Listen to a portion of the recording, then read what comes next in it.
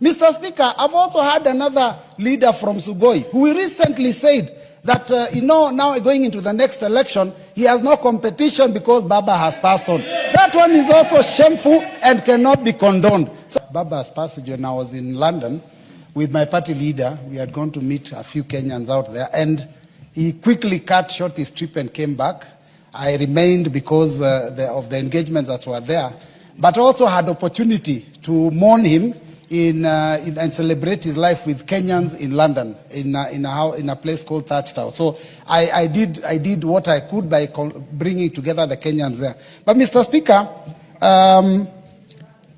I was with Baba in 2022 in Washington, D.C., just before the last election. And when I got there with him, he had to also cut short his trip to come back because the late Honorable His Excellency Mwai Kibaki had passed on.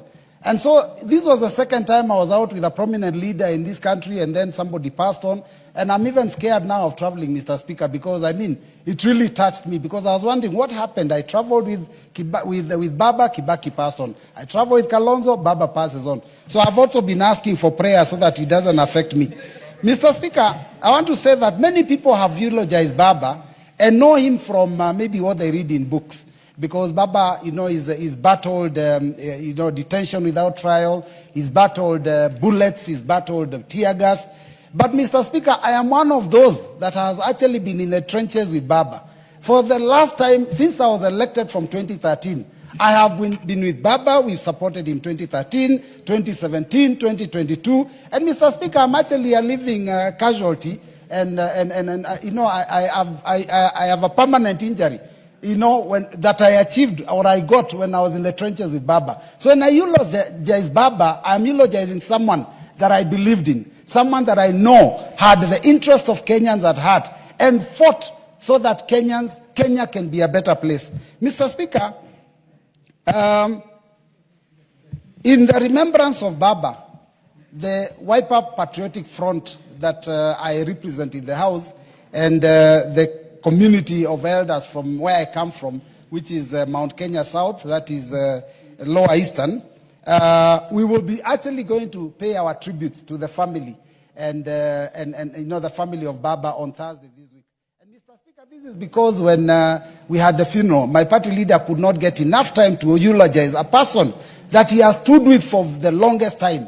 3 political seasons. And so he got like a minute or two, and the deputy president was pushing him and telling him, you have to hurry up, and he wasn't able to do what he wanted to do. So we are going to go there on Thursday so that we can pay proper tribute. But, Mr. Speaker, I just want to say that in remembrance of Baba, I want to caution those that keep talking about Baba and having negative connotations.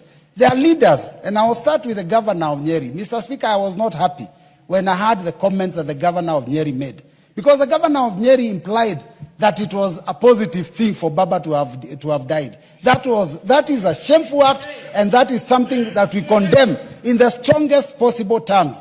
Mr. Speaker, I've also had another leader from Sugoi who recently said that, now going into the next election, he has no competition because Baba has passed on. That one is also shameful and cannot be condoned. So, Mr. Speaker, as we lay this great leader to rest, let us caution leaders to be careful the things they say, because Baba stood for justice. Baba stood for fairness. And, Mr. Speaker, some of those that have been trampling and fighting Baba, even when his body was brought, they were still shooting our children. So, Mr. Speaker, I want to say, long live the spirit of Baba.